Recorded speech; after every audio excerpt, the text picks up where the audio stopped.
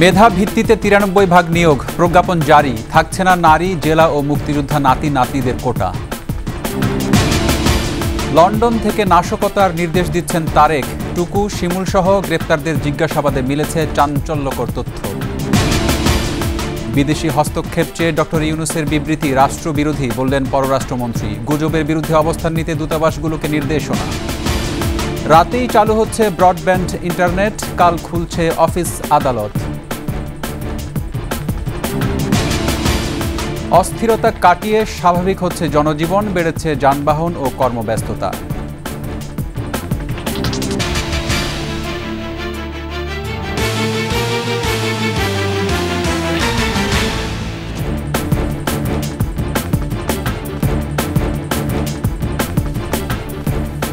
শুনছিলেন first security ইসলামী bank PLC সংবাদ শিরোনাম। আমন্ত্রণ সন্ধ্যা 7:21 সংবাদে, সাথে আছি রক্তিম ত্রিপুরা। দর্শক, 21 টেলিভিশনের সংবাদ একই সাথে সরাসরি দেখতে পাবেন আমাদের ফেসবুক পেজ www.facebook.com/2124 অনলাইনে। কোটা আন্দোলন নিয়ে আপিল বিভাগের রায়ের ভিত্তিতে প্রজ্ঞাপন জারি করেছে সরকার। এতে বলা হয়েছে, সরকারি, আধা সরকারি, স্বায়ত্তশাসিত, আধা স্বায়ত্তশাসিত প্রতিষ্ঠান সহ অন্যান্য প্রতিষ্ঠানে নিয়োগের ক্ষেত্রে মেধাভিত্তিক নিয়োগ হবে 93%। থাকছে না মুক্তিযোদ্ধাদের নাতি নাতনি, নারী ও জেলা কোটা। এদিকে কোটা আন্দোলনের নামে সহিংসতার বিষয়ে 1 সদস্যের তদন্ত কমিটি গঠন করা হয়েছে। মফিউর রহমানের রিপোর্ট।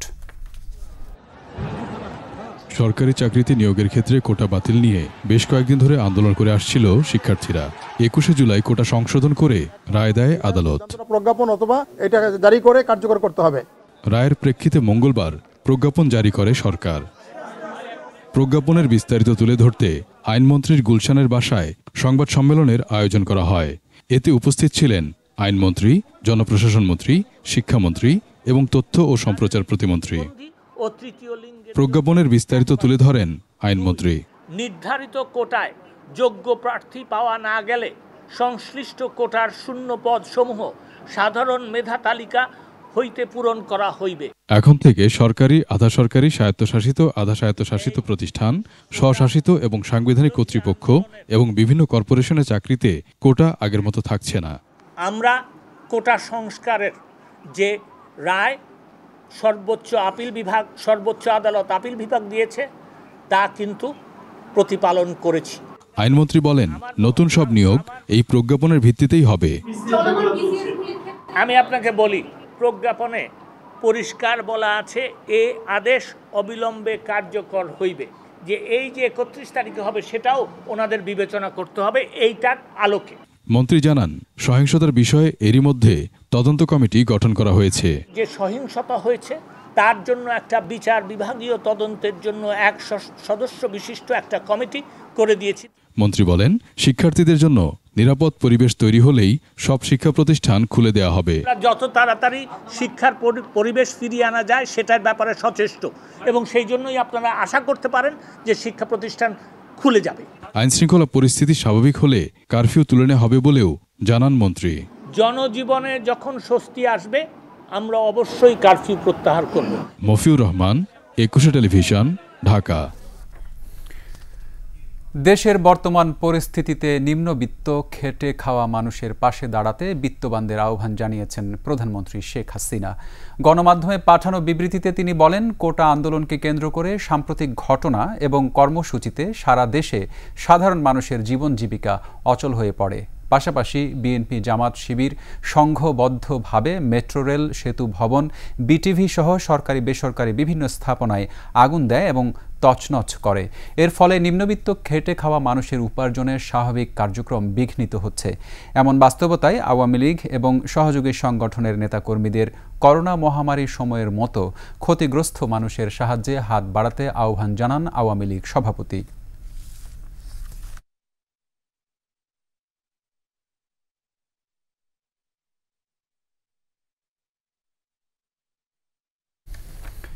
লন্ডনে বসে নাশকতা ও গুজব ছড়ানোর নির্দেশ দিচ্ছেন তারেক রহমান। সুলতান সালাউদ্দিন টুকু, শামসুর রহমান শিমুল, সাইফুল আলম নীরব সহ র্যাব ও ঢাকা মহানগর গোয়েন্দা পুলিশের হাতে গ্রেফতার ১৭৩ জনকে জিজ্ঞাসাবাদে এমন তথ্যই মিলেছে। মঙ্গলবার পৃথক ব্রিফিংয়ে জানিয়েছে র্যাব ও গোয়েন্দা পুলিশ।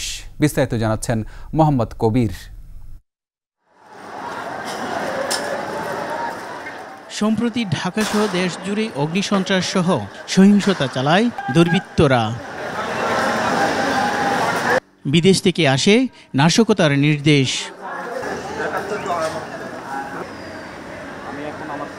ঢাকা মহানগর গোয়েন্দা পুলিশের ব্রিফিংয়ে এ বিষয়ে বিস্তারিত জানানো হয়। লন্ডন থেকে তারেক জিয়ার নির্দেশে বিএনপি এবং বিএনপির অঙ্গ সংগঠনের জামাত শিবিরের একটি গ্রুপ বিটিভি ভবন, সেতু ভবন, দুর্যোগ ব্যবস্থাপনা, data centre, metro rail, police স্থাপনায় ধ্বংস চালায়। একটি পার্ট হচ্ছে যারা হুকুম দিয়েছে, অর্থ দিয়েছে, আরেকটি গ্রুপ হচ্ছে যারা খাবার দিয়েছে, ককটেল দিয়েছে, অস্ত্র দিয়েছে, আরেকটি গ্রুপ তারা মাঠে ইমপ্লিমেন্ট করেছে। আমরা অনেককেই গ্রেপ্তার করেছি। গণ অধিকার পরিষদের যুগ্ম সদস্য সচিব তারেক রহমান সহ 4 জনকে গ্রেপ্তারের পর রাজধানীর কারওয়ান বাজার মিডিয়া সেন্টারে সংবাদ সম্মেলনের আয়োজন করে র্যাব।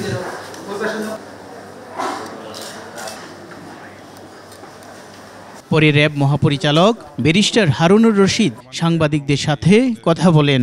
জানান, ছাত্ররা নয়, স্বাধীনতা বিরোধীরাই নাশকতার জন্য দায়ী। 19 তারিখ থেকেই কোটা সংস্কারের যে আন্দোলন ছিল ছাত্রদের, সেটা কিন্তু আর ছাত্র আন্দোলন থাকে নাই, সেটা একটা সহিংসতায় পরিণত হয়েছে। সেখানে ধ্বংসযজ্ঞ হয়েছে এবং এই ধ্বংসযজ্ঞের যে ভয়াবহতার যে মাত্রা, সেটা আমি বলবো যে মধ্যযুগীয় বর্বরতাকে ছাড়িয়ে গেছে। নাশকতাকারীদের তথ্য র্যাবের কাছে আছে জানিয়ে র্যাব মহাপরিচালক বলেন, সন্ত্রাসী কর্মকাণ্ড কঠোরভাবে নিয়ন্ত্রণ করা হবে। মোহাম্মদ কবির, 21 টেলিভিশন, ঢাকা। বিদেশিদের হস্তক্ষেপের আহ্বান জানিয়ে ডক্টর ইউনূস রাষ্ট্রবিরোধী কাজ করেছেন বলে মন্তব্য করেছেন পররাষ্ট্রমন্ত্রী হাসান মাহমুদ। সেগুনবাগিচায় এক ব্রিফিংয়ে এ মন্তব্য করেন তিনি। একই সঙ্গে গুজবের বিরুদ্ধে অবস্থান নিতে বিদেশে বাংলাদেশি দূতাবাসগুলোকে নির্দেশনা দেওয়া হয়েছে। Bangladesh television, metro rail, elevated expressway, toll plaza, দুর্যোগ ব্যবস্থাপনা অধিদপ্তর, স্বাস্থ্য অধিদপ্তর সহ ডাটা সেন্টার, সাবমেরিন ক্যাবল কেটে দেওয়া, এই যেগুলো রাষ্ট্রের উপর হামলা, এগুলো কোনো সরকারের সম্পত্তি নয়, এগুলো রাষ্ট্রীয় সম্পত্তি, জনগণের সম্পত্তি। এবং মেট্রো রেল স্টেশন জ্বালিয়ে দেওয়া, এগুলো জনগণের সম্পত্তি এবং আমাদের রাষ্ট্রের গর্ব, আমরা সবাই এগুলো নিয়ে গর্বিত। সেগুলোর উপর যে হামলা হয়েছে, সেই বিষয়গুলো আমরা আমাদের মিশনের মাধ্যমে সেখানকার কমিউনিটি এবং সংশ্লিষ্ট দেশের সরকারদের কাছেও আমরা সেগুলো জানানোর ব্যবস্থা গ্রহণ করেছি। ডক্টর মোহাম্মদ ইউনূস সাহেব আমাদের দেশের আভ্যন্তরীণ ইস্যুতে বিদেশিদেরকে তিনি আহ্বান জানিয়েছেন হস্তক্ষেপ করার জন্য। এটি রাষ্ট্রবিরোধী এবং একজন নোবেল লরিয়েট দেশের উপর, রাষ্ট্রের উপর যে হামলা হয়েছে, সেই হামলার প্রতিবাদ না জানিয়ে বরং বিবৃতি দিয়েছেন অন্যান্য বিষয় নিয়ে, সেটি সত্যি দুঃখজনক এবং এটি আসলে তার কাছে আশা করা যায় না। আমি এটার নিন্দা জানাই। পরীক্ষামূলকভাবে আজ রাত থেকে ইন্টারনেট সেবা চালু হচ্ছে। তথ্য প্রযুক্তি প্রতিমন্ত্রী জুনায়েদ আহমেদ পলক জানিয়েছেন, সেবা দেওয়ার ক্ষেত্রে প্রাথমিকভাবে ব্যাংকিং খাত, প্রযুক্তিসহ রপ্তানিমুখী শিল্পকে অগ্রাধিকার দেয়া হবে। ভবিষ্যতে কোনো দুষ্কৃতিকারী যাতে নাশকতা চালিয়ে দেশের স্বাধীনতা ও সার্বভৌমত্বে আঘাত হানতে না পারে, এজন্য তাদের দৃষ্টান্তমূলক শাস্তির দাবি জানিয়েছে তথ্য প্রযুক্তি খাতের সংগঠন বেসিস। এদিকে আগামীকাল খুলছে অফিস আদালত। শিউলি শবনমের প্রতিবেদন। কোটা আন্দোলনকে ঘিরে সারা দেশে সহিংসতা ও সংঘর্ষে উত্তপ্ত হয়ে ওঠে। শিক্ষার্থীদের আন্দোলনকে ঢাল হিসেবে ব্যবহার করে একদল দুষ্কৃতিকারী মহাখালীতে জাতীয় ডাটা সেন্টার ধ্বংস করলে সারা দেশে ইন্টারনেট সেবা বন্ধ হয়ে যায়। এদিকে 5 দিন ধরে ইন্টারনেট সেবা বন্ধ হয়ে যাওয়ায় অন্তত 500 কোটি টাকা ক্ষতির দাবি করেছে তথ্য প্রযুক্তি খাতের সংগঠন Bangladesh association of software and information services basis. দ্রুত ইন্টারনেট সেবা না দিলে রপ্তানিমুখী খাতটি আন্তর্জাতিক বাজারে চাকরি হারানোর আশঙ্কা প্রকাশ করেছে। যারাই করেছেন তাদের যেন দৃষ্টান্তমূলক শাস্তি হয়, সেই শাস্তি এতটাই দৃষ্টান্তমূলক হয় যেন ভবিষ্যতে কেউ সাহস না করে বাংলাদেশের সার্বভৌমত্বে, বাংলাদেশের স্বাধীন এবং সার্বভৌমত্বে আঘাত করার বিন্দুমাত্র চিন্তাও কেউ কখনো না করে। এদিকে দুপুরে মহাখালীতে দুষ্কৃতিকারীদের দেয়া আগুনে ক্ষতিগ্রস্ত হওয়া ডেটা সেন্টার পরিদর্শনে যান তথ্য প্রযুক্তি প্রতিমন্ত্রী জুনায়েদ আহমেদ পলক। ঢাকার বাইরে একটি সহ মোট ক্ষতিগ্রস্ত 4টি ডেটা সেন্টারে ক্ষতি হয় অন্তত কয়েকশো কোটি টাকা। পরে আগারগাঁও বিটিআরসি ভবনে সংবাদ সম্মেলন করেন আইসিটি প্রতিমন্ত্রী। বলেন, আমদানি রপ্তানি সচল করা সহ সফটওয়্যার রপ্তানিমুখী শিল্প, গণমাধ্যম সহ গুরুত্ব বিবেচনা করে আজ রাত থেকে পরীক্ষামূলকভাবে ইন্টারনেট সেবা চালু করা হবে। নৈতিক অঞ্চলসমূহকে, এলাকাসমূহকে গুরুত্ব দিচ্ছি এবং যেগুলো বৈদেশিক মুদ্রা আহরণের জন্য, রপ্তানি ব্যবসার জন্য প্রয়োজন, পোশাক শিল্প, IT freelancer, outsourcing business, software developer, exporter, তাদেরকে প্রাধান্য দিয়ে অগ্রাধিকার ভিত্তিতে যত দ্রুত সম্ভব আমরা পরীক্ষামূলক ইন্টারনেটটা আজকে রাতের মধ্যেই চালু করতে যাচ্ছি। পরিস্থিতি যত দ্রুত স্বাভাবিক করা যায় এ ব্যাপারে সরকার আন্তরিক বলেও জানান মন্ত্রী। তিতাস গ্যাস, তারপরে আপনার বিদ্যুৎ, এগুলো আমরা অগ্রাধিকার দিচ্ছি। শিউলি শবনম, 21 টেলিভিশন, ঢাকা। জনমনে স্বস্তি ফিরছে, রাজধানীতে যান চলাচল বেড়েছে মানুষের যাতায়াত। নিরাপত্তা নিশ্চিত রাখতে সেনাবাহিনী ও বিজিবির যৌথ টহলও অব্যাহত আছে। সহকর্মীদের সহায়তায় বিস্তারিত জানাচ্ছেন দীপু সারোয়ার। কোটা সংস্কার আন্দোলনে ভর করে সম্প্রতি রাজধানী সহ দেশ জুড়ে চলে বিএনপি জামাতের সহিংসতা। সেনাবাহিনী মোতায়েন ও কারফিউ জারি করে সরকার। রাজধানীর সর্বত্রই চলছে টহল।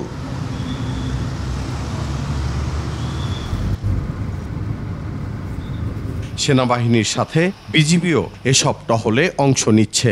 দেশের সম্পদ রক্ষার্থে আমরা নিয়োজিত হয়েছি। আমরা এই দুর্বৃত্ত নির্মূল করার জন্য যা করা প্রয়োজন আমরা সেটা করছি। শিক্ষার্থীরা কখনো এই কাজ করতে পারে না বলে আমরা জানি, এবং বিভিন্ন স্থাপনায় আমরা যখন গিয়েছি ওখানে যারা ছিলেন তারাও এক বাক্যে বলেছেন যে এখানে স্যার কোনো শিক্ষার্থীরা ছিল না। কারফিউ শিথিল হলেই ঘর থেকে বের হয়ে প্রয়োজনীয় কাজ করছেন নগরবাসী। যে আগের থেকে একটু স্বস্তি বোধ করতেছে, রাস্তাঘাট অবস্থা কিছুটা স্বাভাবিক মনে হচ্ছে। আশেপাশে অনেক আইন শৃঙ্খলা বাহিনী আছে, রাস্তায় চলাচলে কোনো সমস্যা হচ্ছে না। যান ও জনচলাচল বেড়েছে। সমস্যা দেখি নাই, কিন্তু আমরা যে যেমনি পারতে আছি গাড়ি চালাইতে আছি। আগে যেরকম মারমুখী ছিল সেটা এখন নাই আপাতত। শিগগিরই জীবনযাত্রা স্বাভাবিক হবে এমনটাই আশা নগরবাসীর। দীপু সারোয়ার, 21 টেলিভিশন, ঢাকা। নিচ্ছি সংবাদ বিরতি, ফিরে এসে অন্যান্য সংবাদের সঙ্গে আরও যা থাকছে। বাজারে বেড়েছে নিত্যপণ্যের সরবরাহ, ঘাটতি হবে না চালের, বললেন মন্ত্রী। খাতায় চালান লিখে বন্দরে দেয়া হচ্ছে কাস্টমস সেবা, দ্রুত সময়ে ইন্টারনেট চালু চান ব্যবসায়ীরা।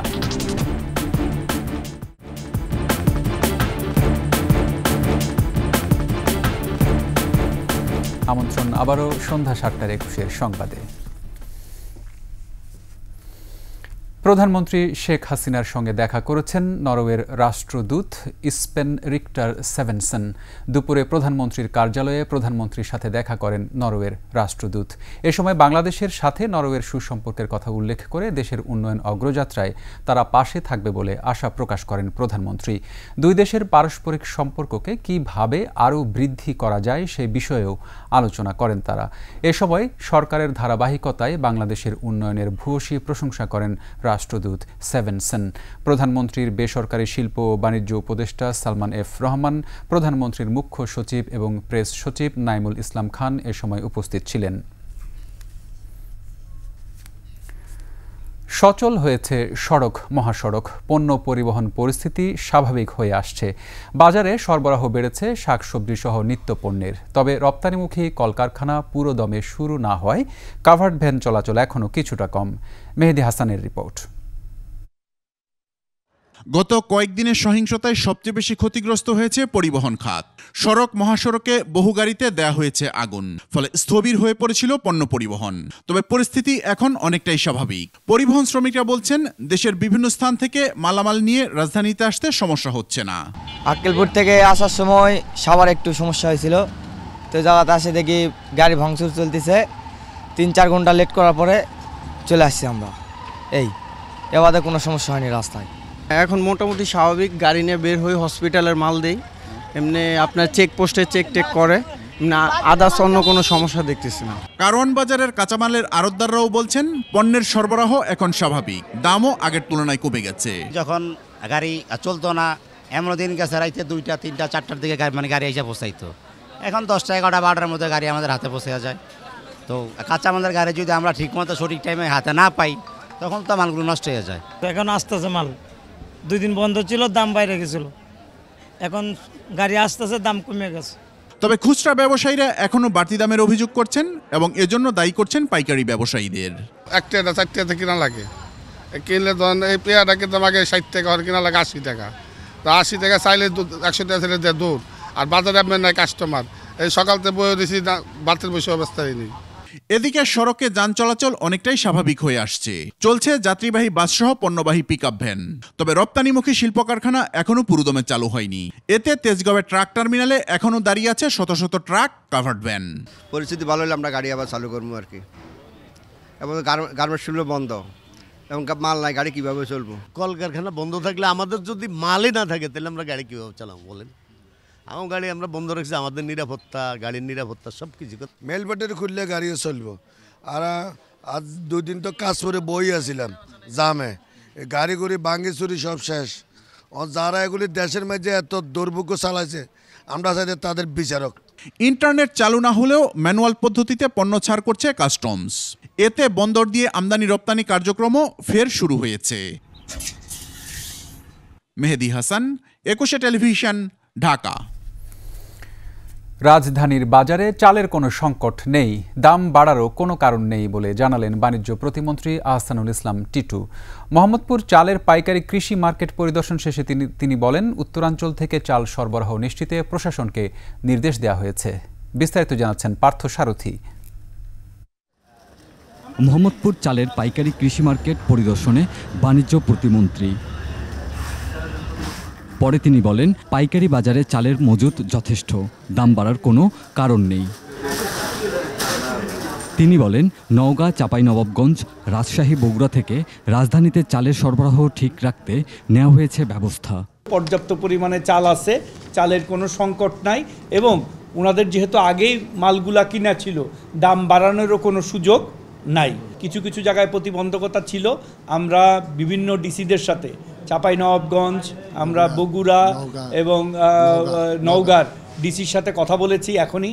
তারা বলেছে যে এই পুরো রাস্তাটায় চাল আসতে কোনো প্রতিবন্ধকতা ইনশাল্লাহ তৈরি হবে না। আড়তদাররা বলছেন, চালের মজুত শেষের দিকে, গেল কয়েকদিনে বাজারে আসেনি চাল। মালের অত্যাধিক চাহিদা আছে, কিন্তু আমদানি হচ্ছে না, এই হলো সমস্যাটা। আগামী 2-1 দিনের মধ্যে চাল ঢুকতেই হবে। আমাদের দেখেন প্রত্যেকের গোডাউন কিন্তু খালি হয়ে গেছে, প্রায় আপনার নাই চাল, শেষ। আমাদের যে চাল আছে, এই চাল দিয়ে 1 সপ্তাহ পর আর কোনো চাল থাকবে না। তাদের আশঙ্কা, সরবরাহ স্বাভাবিক না হলে অস্থির হতে পারে চালের বাজার। পার্থ সারথী, 21 টেলিভিশন, ঢাকা।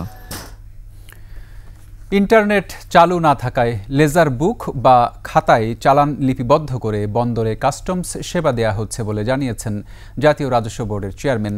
এক্ষেত্রে পচনশীল ও জাহাজে আটকে থাকা পণ্য আগে খালাসের তাগিদ দিয়েছে ব্যবসায়ীদের শীর্ষ সংগঠন FBCCI। আর ক্ষতিগ্রস্ত ডেটা সেন্টার মেরামত করে দ্রুত সময়ে সেটির পুনরুদ্ধার করার চেষ্টা চলছে এবং সচলের তাগিদ দিয়েছেন অর্থনীতিবিদরা। তহিদুর রহমানের রিপোর্ট।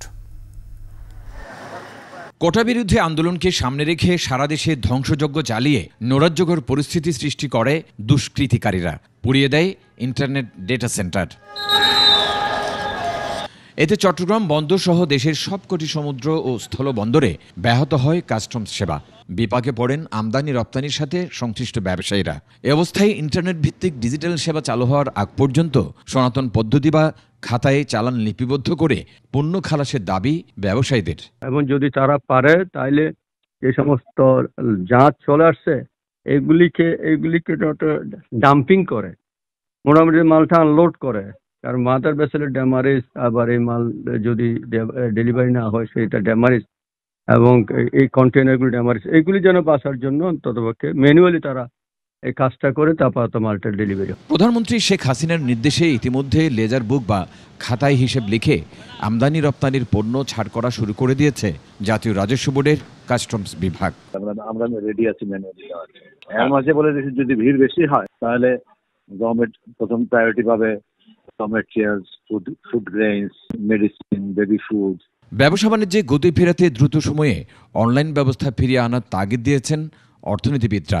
ডেইলি 4 থেকে 5,000 কোটি টাকা আপনার লেনদেন হয় মোবাইল ফাইন্যান্সিয়াল সার্ভিসেসে। আবার ব্যাংকিং সিস্টেম আছে, অটোমেশন, এটাকে চালু রাখতে হবে। এটা সচল রাখে তখন মানুষের মধ্যে আতঙ্ক সৃষ্টি হবে না, এবং এই বিজনেস কনফিডেন্সটা ফেরত আনার দায়িত্ব হলো সরকারের প্রথম। 5 দিনে প্রায় 1000 মিলিয়ন ডলার, তার মানে $1 বিলিয়ন কাছাকাছি এই গত 5 দিনে আমাদের, আজকে সহ 5 দিন আমাদের ক্ষতিগ্রস্ত হচ্ছে। ব্যবসায়ীরা আশা করছেন পরিস্থিতি স্বাভাবিক হয়ে আসলে দ্রুত গতিশীল হবে বৈদেশিক বাণিজ্য, শক্তিশালী হবে পণ্য সরবরাহ ব্যবস্থাও। তৌহিদুর রহমান, 21 টেলিভিশন, ঢাকা। নারায়ণগঞ্জের সাইনবোর্ড এলাকায় সংবাদ সংগ্রহ করতে গিয়ে স্থানীয় পত্রিকার 3 নারী সাংবাদিক হামলা ও যৌন নিপীড়নের শিকার হয়েছেন। ভুক্তভোগী এক নারী সাংবাদিকের দাবি, গত 20 জুলাই তিনি সহ আরও 2 সাংবাদিক সংবাদ সংগ্রহ করতে সাইনবোর্ড এলাকায় যান। বিকেল 4টার দিকে সাংবাদিক পরিচয় পেয়ে কিছু দুর্বৃত্ত তাদের উপর হামলা চালায়। এ সময় তাদের ব্যাগে থাকা মোবাইল ফোন, নগদ টাকা সহ প্রয়োজনীয় কাগজপত্র ছিনিয়ে নেয়। দুর্বৃত্তরা তাদের ধর্ষণের চেষ্টায় ব্যর্থ হয়ে একজনকে মারধর করে মুখে আগুনের ছ্যাঁকা দেয়। পরে তাকে গুরুতর আহত অবস্থায় উদ্ধার করে স্থানীয় হাসপাতালে ভর্তি করা হয়। কাউন্সিলর ইকবালের লোক আছে, ওনাদের লোক এখানে যে হামলা করছে বা যে জ্বালাপোড়া করছে এখানে ওনাদের 3 জনের লোক ছিল, আর ওনারাই এই ঘটনাগুলো, কালকের এই ঘটনাটা ওনার লোকেরাই ঘটাইছে। তারা সম্ভবত সাংবাদিক বা প্রশাসনের লোক, এটা ভেবে আসলে আমাদের উপর হামলাটা চালানো হয়েছে। সুষ্ঠু বিচার চাই আমরা। আমার বোনকে যেভাবে নির্যাতন করেছে, যারা নির্যাতন করেছে তাদের বিচার চাই আমরা। এই প্রধানমন্ত্রীর কাছে এই দুষ্কৃতিকারীদের বিচার চাই, এবং আমরা নিরাপত্তা চাই। সাংবাদিকরা যেন স্বাধীনভাবে সংবাদ সংগ্রহ করতে পারে। কোটা সংস্কার আন্দোলনে কক্সবাজারে আটকা পড়া 10,000-এর বেশি পর্যটককে 75টি বাসে আইন শৃঙ্খলা বাহিনীর সহায়তায় ঢাকায় পৌঁছানোর ব্যবস্থা করেছেন কক্সবাজার জেলা প্রশাসক। তৃতীয় দফায় 3,000 পর্যটক ঢাকার উদ্দেশ্যে কক্সবাজার ছেড়েছে। বাংলাদেশ সেনাবাহিনীর পাশাপাশি বিজিবি ও পুলিশের তাদের সহায়তা করছে। আটকে পড়া এসব পর্যটক গত কয়েকদিন আগে ভ্রমণে আসেন। এরপর দেশে কারফিউ চলায় আটকে পড়েন পর্যটকরা।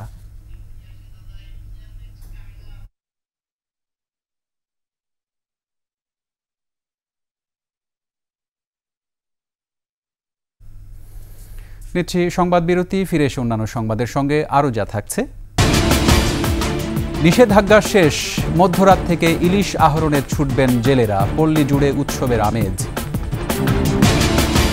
গাজার খান ইউনিসে ইসরায়েলি হামলায় 70 ফিলিস্তিনি নিহত, আহত অর্ধ শতাধিক।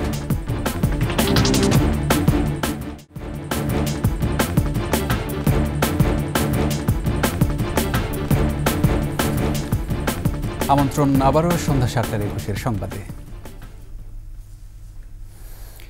বেসামরিক প্রশাসনকে সহায়তা করতে চট্টগ্রাম বন্দর সহ উপকূলীয় অঞ্চলে কাজ করছে নৌবাহিনী। চট্টগ্রাম বন্দর এবং বঙ্গবন্ধু শেখ মুজিবুর রহমান টানেল এলাকা পরিদর্শনকালে কথা বলেছেন নৌবাহিনীর প্রধান অ্যাডমিরাল মোহাম্মদ নাজমুল হাসান। আমদানি রপ্তানি কার্যক্রমে ইন্টারনেট সেবা গুরুত্বপূর্ণ বলেও মন্তব্য করেছেন তিনি। বিপ্লব মজুমদারের ক্যামেরায় চট্টগ্রাম থেকে হাসান ফেরদৌসের রিপোর্ট, জানাচ্ছেন মহিমা পলি। দেশের আমদানি রপ্তানি প্রায় 80% হয়ে থাকে চট্টগ্রাম সমুদ্র বন্দর দিয়ে। দেশ জুড়ে কারফিউ চলাকালে বন্দরের সার্বিক কার্যক্রম এবং বঙ্গবন্ধু শেখ মুজিব টানেল পরিদর্শন করেন নৌবাহিনী প্রধান অ্যাডমিরাল মোহাম্মদ নাজমুল হাসান। এ সময় বন্দর চেয়ারম্যান সহ ঊর্ধ্বতন কর্মকর্তারা সাথে ছিলেন।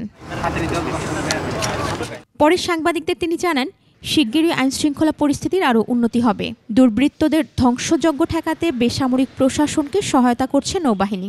অবস্থাতেই সমুদ্র পথে নদী পথে যাতে কোনো রকমের নাশকতা না হয় সেজন্য আমরা আমাদের ঐকান্তিক প্রচেষ্টা এবং আমাদের সার্বক্ষণিক যে টহলদারি সেটা অব্যাহত রেখেছি। ঢাকা শহরের দু একটি গুরুত্বপূর্ণ স্থানে আমরা সেনাবাহিনীর সাথেও কাঁধে কাঁধ মিলিয়ে কাজ করে যাচ্ছি।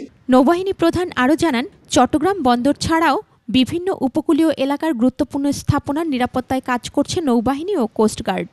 গুরুত্বপূর্ণ স্থাপনাগুলি রয়েছে যেখান থেকে জ্বালানি তেল সরবরাহ করা হয়, যেখান থেকে বাণিজ্যিক কার্যক্রমের মূল চালিকা শক্তি হিসাবে যেখান থেকে বাণিজ্যিক কার্যক্রম পরিচালনা করা হয়, সে সকল স্থাপনায় যদি কোনো রকমের ব্যাঘাত সৃষ্টি করা যায়, সেখানে যদি নিরাপত্তার হুমকি সৃষ্টি করা যায়, তাহলে এটা সার্বিকভাবে দেশের অর্থনীতিকে ব্যাহত করে। জরুরি অবস্থা যখন হয় কিংবা রাষ্ট্রীয়ভাবে যখন নির্দেশনা দেওয়া হয়, তখনই শুধুমাত্র সশস্ত্র বাহিনী এই তাদের যে নিরাপত্তা ব্যবস্থাকে আরো জোরদার করার জন্য মোতায়েন হয়ে থাকে। আমদানি রপ্তানি কার্যক্রমে ইন্টারনেট সেবা গুরুত্বপূর্ণ বলেও মন্তব্য করেন নৌবাহিনী প্রধান।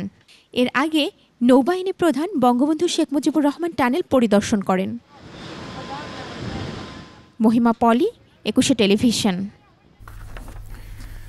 ৬৫ দিনের মাছ ধরার নিষেধাজ্ঞা শেষ হচ্ছে আজ। মধ্যরাত থেকে সমুদ্রযাত্রায় প্রস্তুত জেলেরা। ইলিশ সহ সব ধরনের মাছ প্রচুর পরিমাণে পাওয়ার আশা তাদের। প্রতিনিধিদের সহায়তায় ডেস্ক রিপোর্ট। মধ্যরাত থেকে সাগরে ছুটবে জেলেরা। শেষ হলো ৬৫ দিনের নিষেধাজ্ঞাজনিত অপেক্ষা। জেলে পল্লী জুড়ে উৎসবের আমেজ। কেউ বা শেষ মুহূর্তে করছেন জাল মেরামত, কেউ বা গোছাচ্ছেন নৌকা। নিষেধাজ্ঞা চলার সময় সরকারি সহায়তা অনেকে পেলেও কারো কারো কাছে তা পৌঁছয়নি বলে অভিযোগও রয়েছে। তবে সব ছাপিয়ে এখন জেলেদের চোখে মুখে নৌকা ভর্তি মাছের স্বপ্ন। পটুয়াখালী, বরগুনা, কক্সবাজার, বাগেরহাট, সাতক্ষীরা সহ বিভিন্ন উপকূলীয় জেলার ঘাট থেকে গভীর সাগরে যাবেন জেলেরা। ঝাঁকে ঝাঁকে ধরা পড়বে মাছ। জেলেদের পাশাপাশি আড়তদাররাও বুনছেন আশা। আমরা আগামীকাল নামবো, তো এই যদি মাছ থাকে তাহলে আমরা ধার দেনা করে অনেকেই আসি, খাইছি, দেনা আছে, কিস্তি টিস্তি আছে, মানে দেনা ফেনা করে চলছি। এখন মাছ পাইলে সানা দেনা। প্রজন্ম মৌসুমে 20 মে থেকে 22 জুলাই পর্যন্ত গভীর সমুদ্রের 200 নটিক্যাল মাইল এলাকায় ইলিশ সহ সব ধরনের মাছ ধরার উপর নিষেধাজ্ঞা দেয় মৎস্য অধিদপ্তর। রত্না সামান, ডেস্ক রিপোর্ট, 21 টেলিভিশন। এবার আন্তর্জাতিক সংবাদ।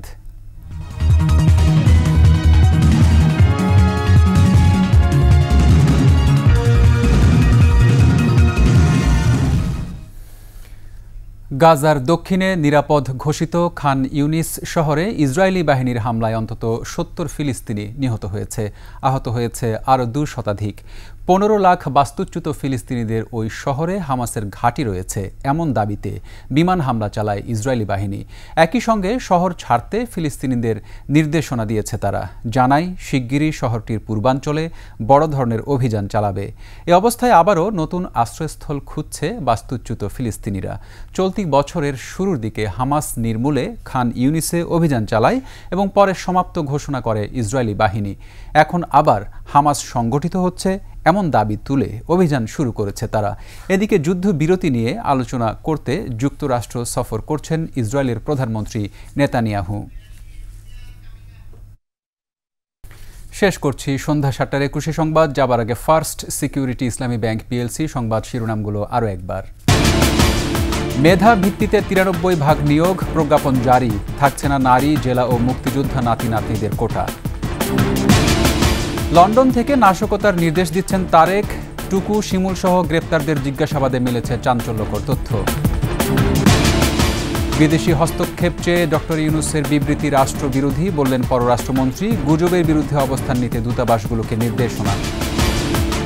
রাতেই চালু হচ্ছে ব্রডব্যান্ড ইন্টারনেট, কাল খুলছে অফিস আদালত। অস্থিরতা কাটিয়ে স্বাভাবিক হচ্ছে জনজীবন, বেড়েছে যানবাহন ও কর্মব্যস্ততা।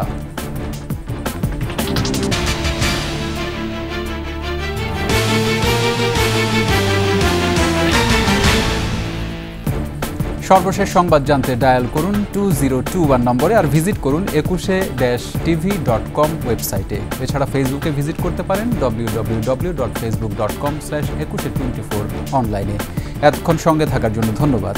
পরবর্তী সংবাদ রাত 9টায় দেখার আমন্ত্রণ রইল।